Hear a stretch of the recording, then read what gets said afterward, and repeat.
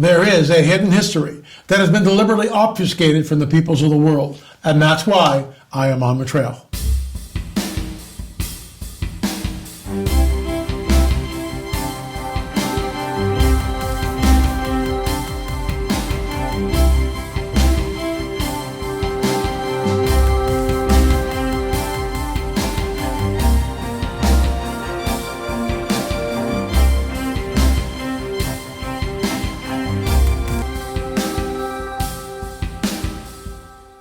Our lead story today, Sacsayhuaman. There are the incredible stones, huge megalithic shapes right there. Did the Inca build them or someone else? We'll get into that and so much more after a word from our sponsor, Noble Gold. Now this year is already whizzing by faster than I can even imagine. You're a year closer to retirement. That's a laugh. But are your savings a year closer? If they're not, and you're worried you won't make it, get in touch with Noble Gold about putting precious metals in your IRA or 401k. You won't get hassled. They'll just lay out all of your options. This month, they're gifting a free 1/10 ounce solid gold American Eagle coin with any qualifying plan you start. Folks, give them a shout, 877-646-5347. If you're looking to invest, we're not telling you to invest all of it. I'm not giving you financial advice, but we are suggesting take a look at it, think about it, because you could take a portion of that and put it in a hard asset, gold.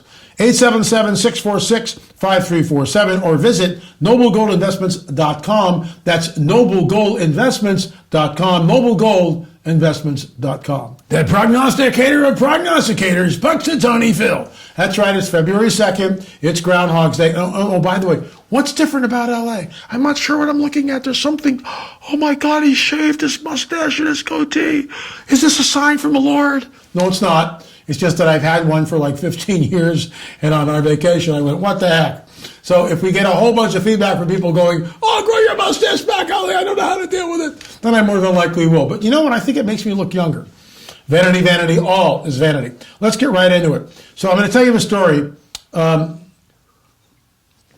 First of all, Sacsayhuaman is in Peru. It's near Cusco. It's about 12,000 feet above sea level, number one. And you fly from Lima, which is sea level, and you get off the plane at 12,000 feet, and you walk 3 steps and you're out of breath, for the most part, because you're just not acclimated. Body can't acclimate to that type of change, and the air is much thinner at 12,000 feet. I remember the first night staying in the hotel with Richard Shaw, and I woke up at 2 in the morning doing this, because I didn't have enough oxygen. I wasn't getting the oxygen that I needed. It took us about 3 days there to get acclimated, 2-3 days to get acclimated, and after that we were fine.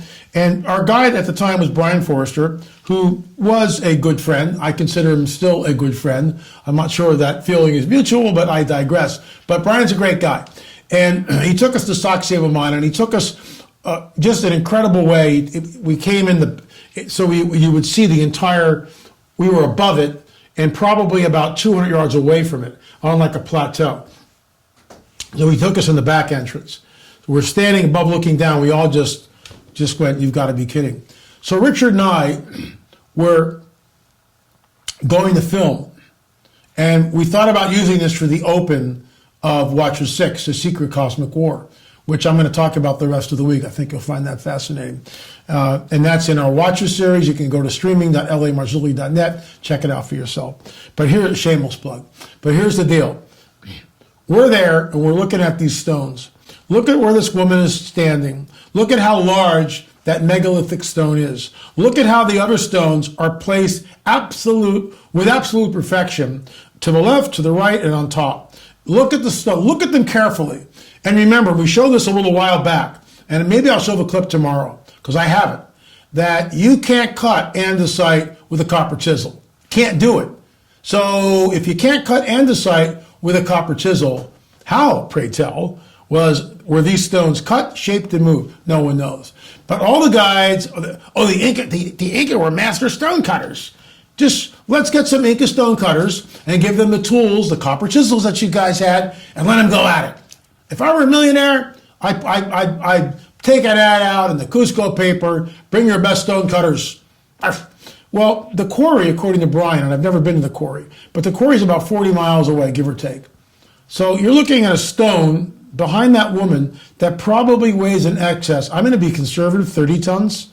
So how was that moved? How do you move a 30-ton stone when, oh, get this drum roll, there are no beasts of burden in the country? There's no horses there, pre-Columbian, and this is far older than that. When I take people there, I look at them and I go, touch the wall. This is fallen angel technology, Nephilim architecture. Fallen angel technology, Nephilim architecture. It's true. That's what you are looking at. And that should blow your mind. Because you can't build, you'd have trouble building this wall in modernity. Seriously, you would. With cranes and diamond saws and everything. And then how do you fit the pieces? And by the way, the cuts that you see, they go all the way through the stone. They're not just surface cuts, they're all the way through the stone. 40, 50, 80 tons. How was it done? We don't know. There is a hidden history that has been deliberately obfuscated from the peoples of the world. So Richard Shaw and I, Sacsayhuaman, are about to film.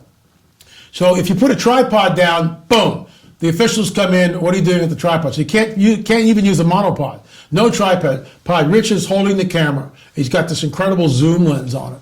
And back then he was using a Canon, not a Sony. So he's got this really big lens and he zooms in. So the shot, you see that there's a gray background, but you have no idea where I am, what this is. It's like a headshot. That's all you see. And he zooms in, and I start my little, my open, as we used to call it.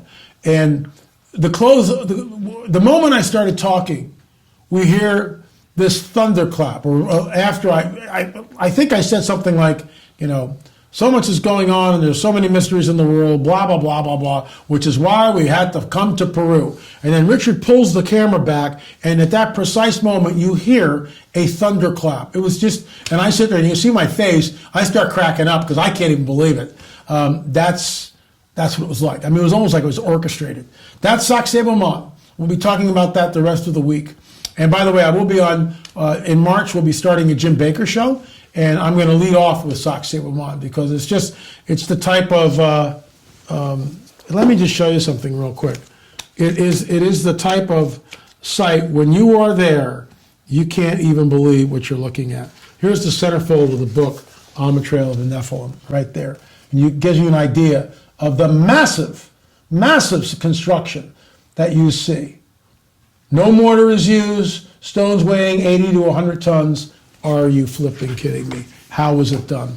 Folks, you can believe the party line that the INCA were master stone builders, or you can realize that there is a hidden history that has been deliberately obfuscated for the peoples of the world.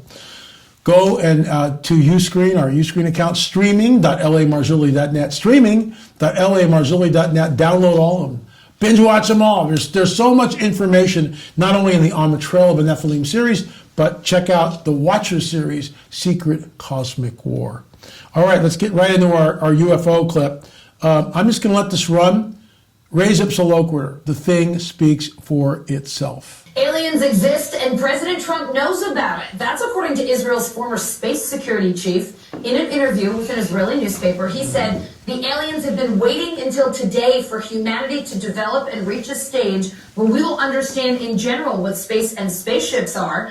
NBC News chief global correspondent Bill Neely explains this one.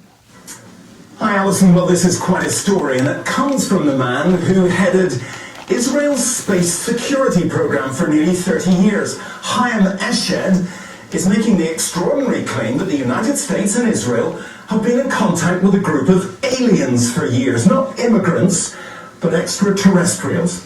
He has called them the Galactic Federation of Aliens, and he says President Trump is aware of the existence of these aliens and had been on the verge of revealing their secrets, he claims, but was asked not to do so by the Federation in order to prevent what he calls mass hysteria. Well, the retired general said the US and Israel have kept it from the public because, quotes, humanity isn't ready and the aliens don't want to reveal themselves until humanity can evolve, he says, and understand what space really is. Well, the good news is that he claims an agreement has been reached between the US government and the aliens, a contract to do experiments here. There's also, he says, a secret underground base on Mars where there are American and alien representatives. Now, this former head of a branch of Israel's defense ministry is 87. He was very well respected, at least until now. And he said all this in an interview with an Israeli newspaper in Hebrew, but it's really taken off after parts of it were published in English by the Jerusalem Post today. He says he's come forward now in the hope that his news will be accepted as true. He notes that if he'd made these claims 5 years ago, he would have been hospitalized, but now he says, I've got nothing to lose. Well, so far, President Trump has not tweeted about this, though remember a year ago, he did set up the Space Force as the fifth branch of the U.S. Armed Forces. And there you have it, which is why this is the book you got to pay for, okay? Marzulli.net. But the film you don't. UFO Disclosure, The Coming Great Deception of a Luciferian Endgame. Let's walk through what we just watched. Is this guy lying? Why does an octogenarian risk everything, risk his reputation by kind of spilling the beans and telling us that there's a liaison between extraterrestrials and peoples of Earth? We've known about this. I've talked about this forever, for decades and decades and decades and decades. I was just on Jim Bakker's show talking about that. This is the coming great deception, because the aliens will tell us, just like they do on Ancient Aliens every Friday, they will insist that they created all life on this planet, they genetically manipulated early man, they started the world's civilizations and religions, and now, at this critical juncture in human history, they, E.T., the so-called extraterrestrials, are back to usher mankind into what? Drumroll, please. A golden age. Not making this up. Folks, it's a free film, for crying out loud. What are you waiting for? In fact, Al Matthews is the centerpiece. I talked to Al a couple of weeks ago before we went on vacation. Al said, LA, the first film that you did, or the first edited version of the film, was good. But the second one, the one that the re-edit, he couldn't believe it. He said it's like night and day, and it is night and day. I spent a lot of time on it. I'm getting better. I would hopefully like to think that I'm getting better at my craft, because that's what this is. We don't have any other editors. John Adams is the Daily Show. He's working on episode 2, and I will oversee that. But episode 3, that's my baby. I'm working on it. All the Trail of the Nephilim series, that's my editing. That's my craft. I'm telling the story. I'm a director. And the reason for that is I can't give that up. I was approached by a production company. They wanted to use all my stuff, but they wouldn't cut me in. And I'm not going to tell you who that was. They wouldn't cut me in. I would receive monetary installments for my knowledge and information. I passed. Maybe I'm not going to make as good a film as, because it was a major production company, as they would have. But you know what? I control it. And I don't need all these other people. Richard Shaw taught me this. It's guerrilla filmmaking. And I'm getting better at it, and that's why we're working on episode 2, 3, and 4. And we've got most of the film for 4 already in the can. Folks, it's free. Go watch it. It's right here on our YouTube. Scroll down, open up a text box below this, and right underneath it, scroll down a little bit, you'll see free UFO film.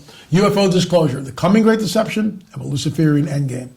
That's all the time we have for. Thanks so much for coming here and watching On the Trail of a Nephilim. Pray for us. We sure could use it. Vacation was great, but we're back in the saddle again, and with a lot of work ahead of us. A lot of work ahead of us. Thanks so much for watching. Remember, we'll see you on the air or in the air.